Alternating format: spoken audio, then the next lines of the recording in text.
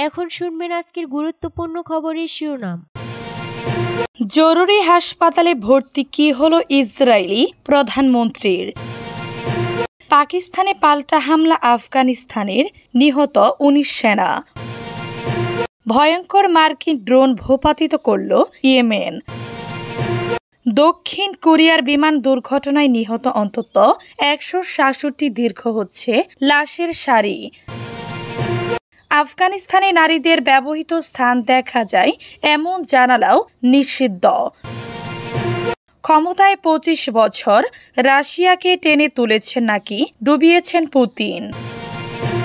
জরুরি হাসপাতালে ভর্তি কি হলো ইসরায়েলি প্রধানমন্ত্রীর। ইসরায়েলের প্রধানমন্ত্রী বেনিয়ামিন নেতানিয়াহুকে জরুরি ভিত্তিতে হাসপাতালে ভর্তি করা হয়েছে। তিনি আগে থেকে বেশ কয়েকটি স্বাস্থ্য সমস্যায় ভুগছেন। চলতি বছর তার হার্নিয়া অপসারণ করা হয়েছে এবং তার আগের বছর হৃদরোগের কারণে পেসমেকার স্থাপন করা হয়। এবার প্রোস্টেট অপসারণের জন্য হাসপাতালে ভর্তি করা হয়েছে নেতানিয়াহু। সম্প্রতি তার মূত্রনালীর সংক্রমণ ধরা পড়ে এখন তিনি এই চিকিৎসার জন্য প্রস্তুত হচ্ছেন। করা হবে অস্ত্রোপচার। এর আগে ২০২২ সালের ১৫ জুলাই নেতানিয়াহুকে মাথা ঘোরানোর সমস্যা নিয়ে হাসপাতালে ভর্তি করা হয়। ইসরায়েলি প্রধানমন্ত্রীর অফিস থেকে জানানো হয় তিনি পানি শূন্যতায় ভুগছিলেন, তবে তার শারীরিক অবস্থা স্থিতিশীল ছিল। গাজা সংকটের প্রেক্ষাপট। এদিকে নেতানিয়াহুর এই অস্ত্রোপচার এমন এক সময় হচ্ছে যখন গাজায় তার পরিচালিত যুদ্ধের কারণে হাজার হাজার ফিলিস্তিনি রোগী ও আহত ব্যক্তিরা জরুরি চিকিৎসা থেকে বঞ্চিত হয়ে ধুকে ধুকে মরছে।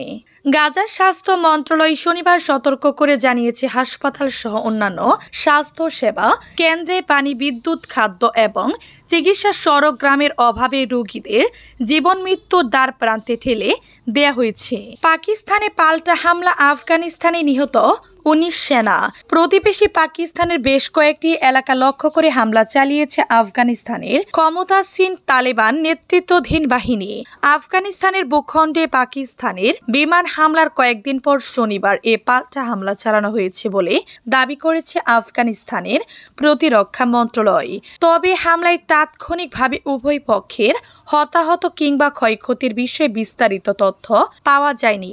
যদিও চীনের রাষ্ট্রায়ত্ত বার্তা সংস্থা সিনহুয়ার প্রতিবেদনে সীমান্তে আফগানিস্তানের সামরিক বাহিনীর সঙ্গে সংঘাতে পাকিস্তানের অন্তত ১৯ সেনা এবং ৩ আফগান বেসামরিক নিহত হয়েছেন বলে জানানো হয়েছে। আর ফরাসি বার্তা সংস্থা এএফপি বলেছে, শনিবার প্রতিবেশী আফগানিস্তান ও পাকিস্তানের সীমান্তের সংঘর্ষে পাকিস্তানে এক সৈন্য নিহত হয়েছেন। উভয় দেশের কর্মকর্তারা বলেছেন, পাকিস্তানের খাইবার পাখতুনখাওয়া প্রদেশ এবং আফগানিস্তানের খোস্ত প্রদেশের মধ্যবর্তী সীমান্ত এলাকায় দুই দেশের সীমান্ত রক্ষী বাহিনীর মধ্যে বিক্ষিপ্ত সংঘর্ষ হয়েছে। এতে উভয় দেশের সীমান্ত রক্ষী বাহিনী ভারী অস্ত্রের ব্যবহার করেছে বলে জানিয়েছে রয়টার্স। ভয়ঙ্কর মার্কিন ড্রোন ভূপাতিত করল ইয়েমেন। ফিলিস্তিনি সমর্থনে ইসরায়েলের বিভিন্ন লক্ষ্যবস্তুতে একের পর এক হামলা চালিয়ে আসছে ইয়েমেনের ইহুদি আনসারুল্লাহ যোদ্ধারা। অন্যদিকে ইসরায়েলের সমর্থনে ইহুদি যোদ্ধাদের উপর পাল্টা বিমান, ড্রোন ও ক্ষেপণাস্ত্র হামলা চালাচ্ছে যুক্তরাষ্ট্র। বিভিন্ন সময় ইয়েমেনে বিমান হামলা চালিয়েছে ইসরায়েল। সম্প্রতি দুপক্ষের এ হামলা পাল্টা হামলা বৃদ্ধি পেয়েছে। যুক্তরাষ্ট্রের হামলা প্রতিরোধে যেন সর্বশক্তি নিয়োগ করেছে ইহুদি যোদ্ধারা।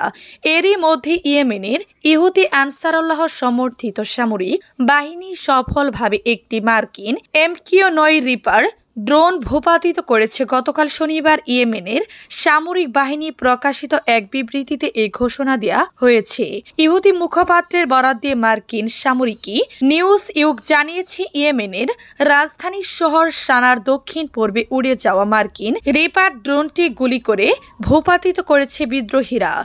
ড্রোনটি সামরিক অপারেশন পরিচালনায় ব্যবহৃত হচ্ছিল।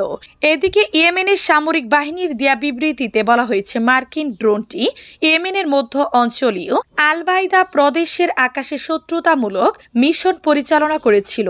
এই সময় ইয়েমেনের সামরিক বাহিনী তাদের আকাশ প্রতিরক্ষা ব্যবস্থা ব্যবহার করে দেশীয় প্রযুক্তিতে তৈরি ভূমি থেকে আকাশে নিক্ষেপযোগ্য ক্ষেপণাস্ত্রদের ড্রোনটি ভূপাতিত করে। দক্ষিণ কোরিয়ায় বিমান দুর্ঘটনায় নিহত অন্তত 166, দীর্ঘ হচ্ছে লাশের সারি। দক্ষিণ কোরিয়ার জিওলা প্রদেশের মোয়ান আন্তর্জাতিক বিমানবন্দরের ঘটনায় নিহতর সংখ্যা বেড়ে 167 জনে পৌঁছেছে। এ ঘটনায় এখন পর্যন্ত 2 জনকে জীবিত উদ্ধার করা হয়েছে। স্থানীয় ফায়ার সার্ভিসের ধারণা, উড়োজাহাজটিতে এই 2 জন ছাড়া বাকি আর কেউ বেঁচে নেই। দক্ষিণ কোরিয়ার বার্তা সংস্থা ইয়নহাপের প্রতিবেদনে এই তথ্য জানানো হয়। 181 আরোহী নিয়ে বিধ্বস্ত হয় উড়োজাহাজটি।